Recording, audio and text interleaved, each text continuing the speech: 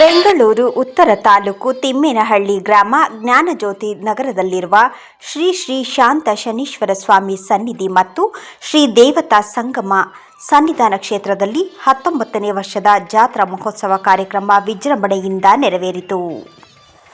March 27 ಮತ್ತು 28ರಂದು ವಿವಿಧ ಕಾರ್ಯಕ್ರಮಗಳು, ಗಣಪತಿ ಪೂಜೆ, ಸುಮಂಗಲಿಯರಿಂದ ಆರತಿ, ಗಂಗೆ ಪೂಜೆ ಹಾಗೂ ಮಾರ್ಚ್ 28 ಶನಿವಾರ ಶ್ರೀ ಗಣಪತಿ, ಶ್ರೀ ಶನೀಶ್ವರ ಸ್ವಾಮಿ ಮತ್ತು ಶ್ರೀ ನೀಲಾಂಬಿಕಾದೇವಿ ಆಂಜನೇಯ ಸ್ವಾಮಿ ನವಗ್ರಹಗಳಿಗೆ ಅಭಿಷೇಕ, ಮಹಾಮಂಗಳಾರತಿ, ಅನ್ನಸಂತರ್ಪಣೆ ಕಾರ್ಯಕ್ರಮ ಏರ್ಪಡಿಸಲಾಗಿತ್ತು.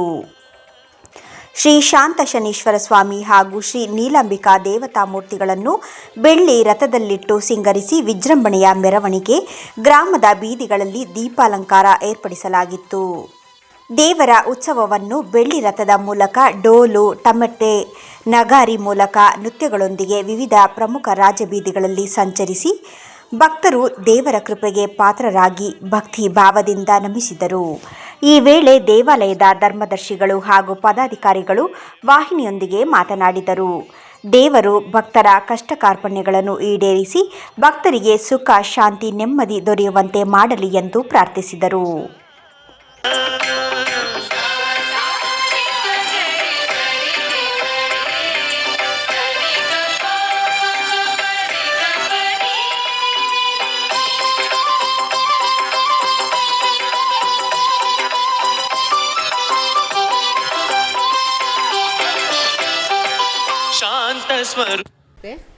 ನಾವಿರೋದು ನಾಗರಬಾವಿ. ಇಲ್ಲಿ ಅಕ್ಕನವರ ಮನೆ ಇದೆ.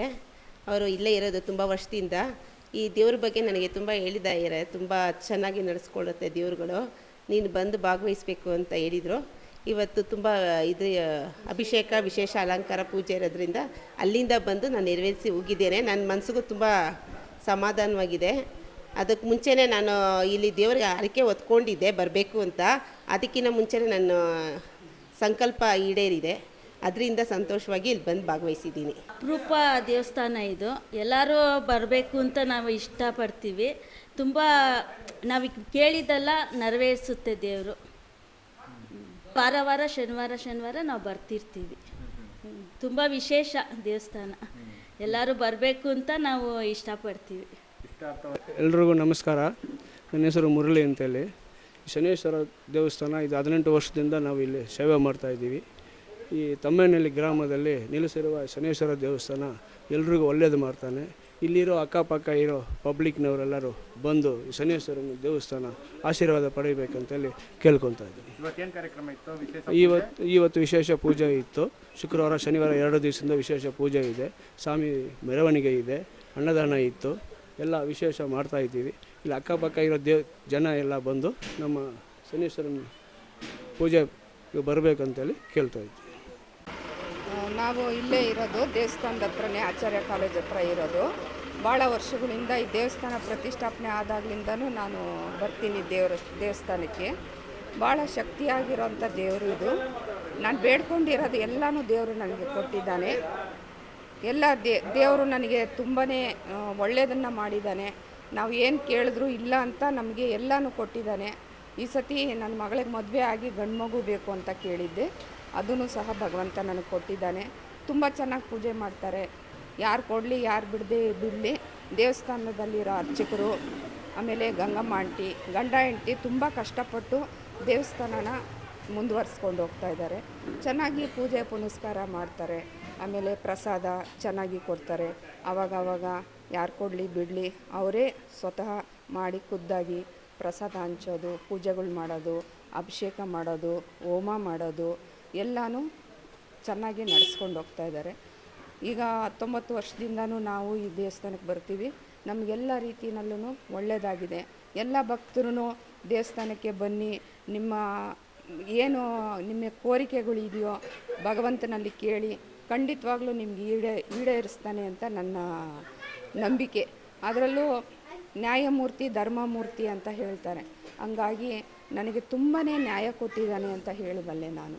ಹಂಗಾಗಿ ನಿಮಗೂ ಎಲ್ಲ ನ್ಯಾಯ ಸಿಗಲಿ ಅಂತ ಹೇಳಿ ನನ್ನ ಪ್ರಾರ್ಥನೆ. ಸ್ವಾಮಿ, ನಾವು ಇಲ್ಲಿ 19 ವರ್ಷದಲ್ಲ 20 ವರ್ಷದಿಂದ ಇಲ್ಲಿ ವಾಸ ಇದ್ದೀವಿ. 19ನೇ ವರ್ಷದ ವಾರ್ಷಿಕೋತ್ಸವವನ್ನು ಮಾಡ್ತಾಯಿದ್ದೀವಿ. ಪ್ರತಿ ವರ್ಷವೂ ಅದ್ಧೂರಿಯಾಗಿ ಆಗ್ತಾಯಿದೆ. ಭಕ್ತಾದಿಗಳು ತಮ್ಮ ಸಹಾಯಧನವನ್ನು ನೀಡಬೇಕಾಗಿ ಕೋರಿಕೊಳ್ತೇನೆ. ಮತ್ತು ಈ ದೇವಸ್ಥಾನವನ್ನು ಇನ್ನೂ ಹೆಚ್ಚಾಗಿ ಮುಂದುವರಿಸಬೇಕು, ಇಂಪ್ರೂವ್ ಮಾಡಬೇಕು ಅಂತೇಳಿ ತಮ್ಮಲ್ಲಿ ಕಳಕಳಿಯಿಂದ ಕೇಳಿಕೊಳ್ತೇನೆ. ಚೆನ್ನಾಗಿದೆ ಸ್ವಾಮಿ, ಈ ನಿಮ್ಮ ಇಷ್ಟಾರ್ಥ ಸಿದ್ಧಿರಸ್ತು ಅಂತ ನನಗೆ ನಿಮ್ಮ ಇಷ್ಟನ ಪೂರೈಸುವಂಥ ಮಹಾತ್ಮ ಎಲ್ಲರ ಪಾಲಿಗೂ ಇದ್ದಾನೆ. ನಾವು 19 ವರ್ಷದಿಂದ ಇದೇ ವಾಸದಲ್ಲಿ ಇಲ್ಲೇ ಇದ್ದೀವಿ. 19 ವರ್ಷದಿಂದಲೂ ಅದ್ದೂರಿಯಾಗಿ ಮಾಡ್ತಾಯಿದ್ದೀವಿ ಸ್ವಾಮಿ. ನೀವು ದಯವಿಟ್ಟು ಒಮ್ಮೆಯಾದರೂ ಇಲ್ಲಿಗೆ ಭೇಟಿ ಕೊಡಬೇಕಾಗಿ ತಮ್ಮಲ್ಲಿ ಕಳಕಳೆಯಿಂದ ಕೇಳಿಕೊಳ್ಳುತ್ತೇನೆ. ಇಲ್ಲಿ ತೆಮ್ಮೇನಹಳ್ಳಿ ಗ್ರಾಮದಲ್ಲಿ ಜ್ಞಾನಜ್ಯೋತಿ ನಗರದಲ್ಲಿ ಒಂದು ಶನೇಶ್ವರನ ದೇವಸ್ಥಾನ ಕಟ್ಕೊಂಡಿದ್ವಿ.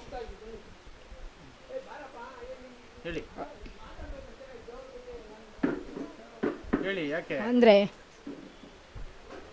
ತುಂಬ ಕಷ್ಟ ಬಿದ್ದು ನಮ್ಮ ಅಪ್ಪ ನಮ್ಮನ್ನು ಇಲ್ಲಿವರೆಗೂ ತಂದು ಬಿಟ್ಟಿದ್ದಾರೆ. ಇನ್ನು ಮುಂದಕ್ಕೆ ಅವರು ನಡೆಸ್ಕೊಬೇಕು. ಓಂ ನೀಲಾಂಜನಂ ಸಮಾಭಾಸಂ ರವಿಪುತ್ರಂ ಯಮಾಗ್ರಜಂ ಛಾಯಾಮಾರ್ತಾಂಡ ಸಂಭೂತಂ ತಂ ನಮಾಮಿಂ ಶನೇಶ್ವರಂ ಶ್ರೀ ಶ್ರೀ ಶಾಂತ ಶನೇಶ್ವರ ಸ್ವಾಮಿ ದೇವಾಲಯ. ದೇವಸ್ಥಾನ ಇರೋದು ಆಚಾರ್ಯ ಕಾಲೇಜ್ ರೋಡು. ಅಲ್ಲಿ ಬಂದರೆ ಜ್ಞಾನಜ್ಯೋತಿ ನಗರ, ತಮ್ಮೇನಹಳ್ಳಿ, ಶ್ರೀ ಶಾಂತ ಶನೇಶ್ವರ ದೇವಾಲಯ. ಇಲ್ಲಿ ನೀವು ದೇವಸ್ಥಾನಕ್ಕೆ ಬಂದರೆ ಅಂದರೆ ನಿಮಗೆ ಪ್ರಧಾನವಾಗಿ ನಿಮಗೆ ಗಣಪತಿ ನೋಡ್ಬೋದು. ಗಣಪತಿ ನಂತರ ನಮ್ಮ ವಿಜೃಂಭಣೆಯಿಂದ ಕಾಣುತ್ತಿರುವ ಶನೇಶ್ವರ ಸ್ವಾಮಿನನ್ನು ನೋಡಬಹುದು. ತದನಂತರದಲ್ಲಿ ನೀಲಾಂಬಿಕಾ ದೇವಿ ಇದ್ದಾರೆ, ಆಮೇಲೆ ಮಾರುತಿ ಹನುಮಾನ್ ಇದ್ದಾರೆ, ಆಮೇಲೆ ನವಗ್ರಹ ದೇವತೆಗಳಿದೆ. ಇದು ಒಂಥರ ಎಲ್ಲ ದೇವರುಗಳಿರುವ ಶಕ್ತಿಪೀಠ ಅಂತಲೇ ಹೇಳ್ಬೋದು. ಅದೇ ರೀತಿ ಯಾರು ಶನೇಶ್ವರನ ಬಳಿ ಬರ್ತಾರೆ, ಸ್ವಾಮಿ ಬರೀ ಕಷ್ಟಗಳನ್ನು ಬವಡೆಗಳನ್ನು ಕೊಡ್ತಾರೆ ಅನ್ಕೊತಾರೆ. ಆದರೆ ಸ್ವಾಮಿ ಆ ರೀತಿ ಅಲ್ಲ. ಸ್ವಾಮಿ ಏನೆಂದರೆ ಕಷ್ಟಗಳನ್ನು ಯಾರಿಗೆ ಕೊಡಲ್ಲ. ಅವರ ಜೀವನದಲ್ಲಿ ಅವರು ಮಾಡುತ್ತಿರುವ ತಪ್ಪುಗಳನ್ನು ಸರಿ ಮಾಡಲು ಅವರು ಆ ತಪ್ಪು ಮುಂದೆ ಮಾಡಬಾರ್ದು ಅನ್ನುವ ರೀತಿಯಲ್ಲಿ ಮಾತ್ರ ಶಿಕ್ಷಿಸ್ತಾನೆ ಹೊರತು ಬೇರೆ ಯಾವ ರೀತಿಯೂ ಸ್ವಾಮಿ ನಮಗೆ ಅಡೆತಡೆ ಮಾಡಲ್ಲ. ಅದೇ ರೀತಿ ನಾವು ಶನೇಶ್ವರ ಸ್ವಾಮಿಯನ್ನು ನಂಬಿದರೆ ಕಷ್ಟಗಳನ್ನು ಕೊಡುತ್ತಾನೆ. ಆದರೆ ಸ್ವಾಮಿ ಹೋಗುವ ಸಮಯದಲ್ಲಿ ಮಾತ್ರ ಸ್ವಾಮಿ ನಮಗೆ ಎಷ್ಟು ಕೊಡ್ತಾನೆ ಅನ್ನೋದು ನಾವು ಮನಸ್ಸಲ್ಲಾಗಲಿ ನಮ್ಮ ಕನಸಲ್ಲಾಗಲಿ ಊಹೆನೂ ಮಾಡಿರೋಕ್ಕೆ ಸಾಧ್ಯ ಆಗಿರಲ್ಲ. ಆದಷ್ಟು ಕೋಟಿ ದೇವರ ಪೂಜೆ ಮಾಡೋಕ್ಕಿಂತ ಶ್ರೀ ಶನಿದೇವರ ಪೂಜೆ ಮಾಡು ಅಂತ ಹೇಳ್ತಾರೆ. ನಾನು ಚಿಕ್ಕ ವಯಸ್ಸಿನಿಂದ ಇವತ್ತು ಏನು ನಾನಿದ್ದೇನೆ ಅಂದರೆ ಶ್ರೀ ಶನೇಶ್ವರ ಸ್ವಾಮಿನೇ ಕಾರಣ. ಪ್ರತಿಯೊಂದು ನಿಮಗೆ ತಿಳಿಸಿದಂತೆ ಶ್ರೀ ಶಾಂತಮೂರ್ತಿ ಶನೇಶ್ವರ ದೇವಾಲಯದ ಪ್ರಧಾನ ಅರ್ಚಕರು ನಮ್ಮ ಮಾರಪ್ಪ ಸ್ವಾಮಿಯವರು ನಮ್ಮ ಜೊತೆ ಇದ್ದಾರೆ. ಈ ದೇವಸ್ಥಾನ ಇಲ್ಲಿ ಹೇಗೆ ಪ್ರತಿಷ್ಠಾಪನೆ ಆಯಿತು, ಸ್ವಾಮಿಯ ಪರಿಚಯ ಅವರಿಗೆ ಹೇಗೆ ಆಯಿತು, ದೇವಸ್ಥಾನ ಒಂದೊಂದು ಹಂತವಾಗಿ ಹೇಗೆ ಬೆಳೆಯಿತು, ಸ್ವಾಮಿ ಪ್ರೇರೇಪಣೆ ಹೇಗೆ ಆಯಿತು, ಅದೇ ರೀತಿ ಅಮ್ಮನ ಪ್ರೇರೇಪಣೆ ಹೇಗೆ ಆಯಿತು, ಇಲ್ಲಿ ಸನ್ನಿಧಾನ ಆಗೋದಕ್ಕೆ ಕಾರಣ ಏನು, ಪ್ರತಿಯೊಂದನ್ನು ನಮ್ಮ ಪ್ರಧಾನ ಅರ್ಚಕರಾದ ಮಾರಪ್ಪ ಸ್ವಾಮಿಯವರು ನಿಮಗೆ ಪರಿಚಯ ಮಾಡಿಕೊಡ್ತಾರೆ. ಜ್ಞಾನಜ್ಯೋತಿ ನಗರ ಮಾರಪ್ಪ. ಇಲ್ಲಿ ಶನೇಶ್ವರನ ಸನ್ನಿಧಾನದಲ್ಲಿ ನಡೆಸಬೇಕು ಅಂತಂದಿದ್ರೆ ನಮಗೆ ಯಾವುದೋ ಒಂದು ರೀತಿಲಿ ದೇವರು ಪ್ರಯೋಗ ಆಗಿತ್ತು. ಆ ರೀತಿ ಒಳಗೆ ನಾನು ಇಲ್ಲಿ ದೇವಸ್ಥಾನ ಮಾಡುವಾಗ ಒಬ್ಬರೂ ಇರಲಿಲ್ಲ, ಯಾರೂ ಇರಲಿಲ್ಲ. ಆದರೆ ದೇವಸ್ಥಾನ ನಾನು ಮಾಡಿದೆ ಆ ಟೈಮಲ್ಲಿ ದೇವಸ್ಥಾನ ಮಾಡಿ ಈಗ ಪ್ರತಿಯೊಬ್ಬರೂ ಎಲ್ಲರೂ ನನ್ನ ಮೇಲೆ ರಾಜಕೀಯಕ್ಕೆ ಬಂದರು. ಆ ರಾಜಕೀಯ ನಾನು ಮಾಡೋಕ್ಕೆ ಇಷ್ಟಪಡಲಿಲ್ಲ.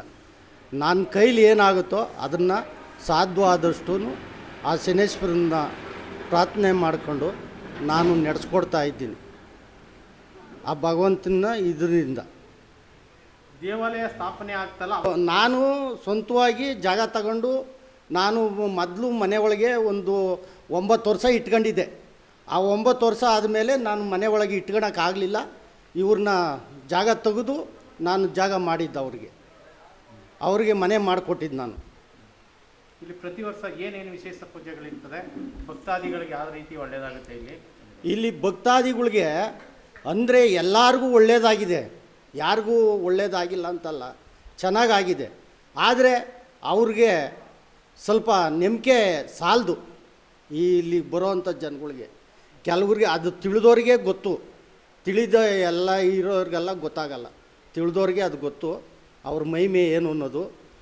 ನಮ್ಮಪ್ಪ ವರ್ಷಕ್ಕೊಂದು ಸತಿ ಯಾವ ಥರ ಜಾತ್ರೆ ನಡೆಸ್ಕೊಂತಾನೆ ಅನ್ನೋದು ನನಗೆ ಚೆನ್ನಾಗಿ ಗೊತ್ತು, ಆದರೆ ಎಲ್ಲರಿಗೂ ಗೊತ್ತಿಲ್ಲ ಅದು, ಅದ್ರ ಪ್ರಯೋಜನ ಏನಾಗುತ್ತೆ ಅನ್ನೋದು. ನಾನು ಚೆನ್ನಾಗೇ ಇದು ಮಾಡಿಕೊಡ್ತೀನಿ. 2 ದಿವಸ ಗಂಗೆ ಪೂಜೆ ಮಾಡಿದೆ. ಗಂಗೆ ಪೂಜೆ ಆದಮೇಲೆ ಈ ನೀಲಾಂಬಿಕಾ ಶನೇಶ್ವರ, ಶಾಂತ ಶನೇಶ್ವರ ಇವ್ರನ್ನ ಆರಾಧನೆ ಮಾಡಬೇಕಾಗಿ ಬಂತು. ಬೆಳಿಗ್ಗೆ ಮಾರನೇ ದಿವಸ ಶನಿವಾರ ದಿವಸ ನಾನು ಹೋಮ ಮಾಡಿಸಿ ಶನೇಶ್ವರಂದು, ಗಣೇಶಂದು, ಆಂಜನೇಯಂದು, ನೀಲಾಂಬಿಕೆದು ಇವರು ಇಷ್ಟು ದೇವ್ರನ್ನ ನಾನು ಹೋಮ ಮಾಡಿಸಿ ಅದು ಇದು ಮಾಡಿಸ್ತೇನೆ ನಾನು ವರ್ಷನೂ. ಅನ್ನದಾನ ಕಾರ್ಯಕ್ರಮನೂ ನಾನು ಚೆನ್ನಾಗೇ ವರ್ಷಕ್ಕೂ ಚೆನ್ನಾಗೇ ಮಾಡ್ಕೊಂಡು ಹೋಗ್ತೀನಿ. ದೇವರ ಉತ್ಸವ ಯಾವ ಥರ ನಡೀತದೆ? ಪಲ್ಲಕ್ಕಿ ಮೇಲೆ ಕರ್ಕೊಂಡು ಹೋಗ್ತೀನಿ. ಪಲ್ಲಕ್ಕಿ ಮೇಲೆ ಕರ್ಕೊಂಡೋಗಿ ನಾನು ದೇವ್ರ ಉತ್ಸವ ಒಂದು 3 ಊರನ್ನ ಅಡ್ಡಾಡ್ಸ್ಕೊಂಬರ್ತೀನಿ.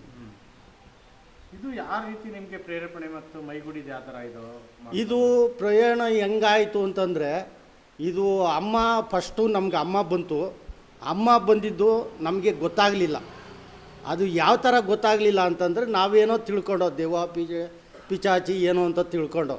ಅದು ಒಂದು ಸ್ಥಾನಕ್ಕೆ ಹೋಗಿ ದೇವಸ್ಥಾನಕ್ಕೆ ಹೋಗಿದ ಮೇಲೆ ಆ ಯಪ್ಪ ಅನ್ನೋದು, ಆ ಯಮ್ಮ ಅನ್ನೋದು ನಮಗೆ ಗೊತ್ತಾಯಿತು. ಆವಾಗಲಿಂದ ಇವತ್ತಿನವರೆಗೂ ನಾವು ಜಾತ್ರೆ ಮಾಡ್ಕೊಂಡು ಬರ್ತಾಯಿದ್ದೀವಿ. ದೇವರ ಪೂಜೆ, ಪ್ರತಿನಿತ್ಯ ಉತ್ಸವ ಈ ಥರದ್ದೆಲ್ಲ ನಡೀತದೆ. ಧಾರ್ಮಿಕ ಕಾರ್ಯಕ್ರಮಗಳು ಮತ್ತು ಇನ್ನೇನು ಕಾರ್ಯಕ್ರಮಗಳು ಮಾಡ್ತೀವಿ? ಏನು ಕಾರ್ಯಕ್ರಮ ಇಲ್ಲಿ ಜನ ಪಂಚಲ್ಲ ಸರ್. ಇಲ್ಲಿ ಜನದಿಂದ ನಾವು ಏನು ಕಾರ್ಯಕ್ರಮನೂ ಮಾಡೋಕ್ಕಾಗ್ತಾಯಿಲ್ಲ. ವರ್ಷಕ್ಕೊಂದು ಸತಿ ಮಾತ್ರ ಗ್ರ್ಯಾಂಡಾಗಿ ನಾನು ಪೂಜೆ ಮಾಡಿಸ್ತೀನಿ.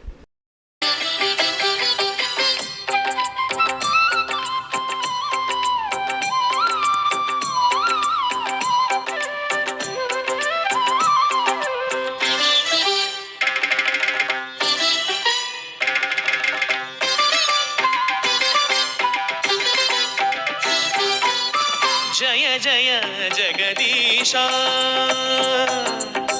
ಜಯ ಜಯ ಜಗದೀಶ, ಮಾಂ ಪಾಹಿ ಪರಮೇಶ್ವರ ಗೌರೀಶ, ಜಯ ಜಯ ಜಗದೀಶ.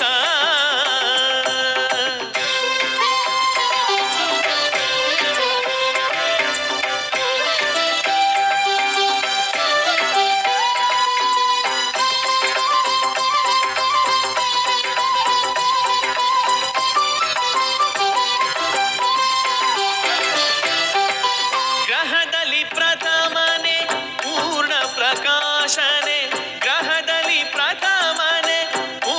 ಪ್ರಕಾಶನೆ, ಹೇ ಸೂರ್ಯ ದೇವನೇ,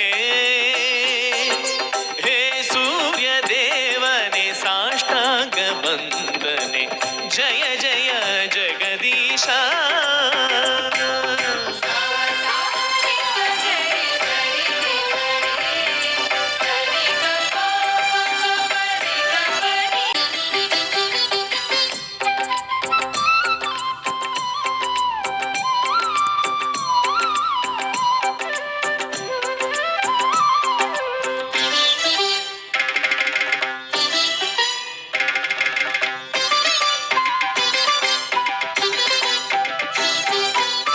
ಜಯ ಜಯ ಜಗದೀಶ,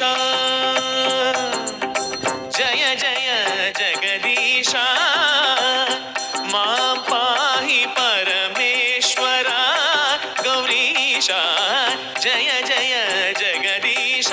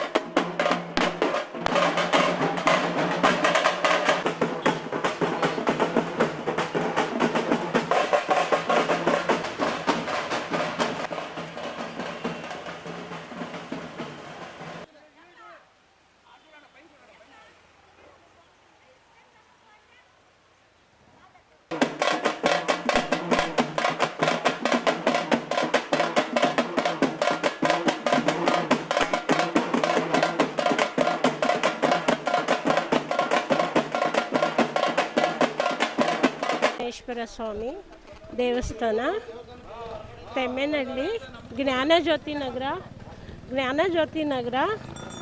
19ನೇ ವಾರ್ಷಿಕೋತ್ಸವ ನಡೆಯುತ್ತಿದೆ ಅದ್ಧೂರಿಯಾಗಿ.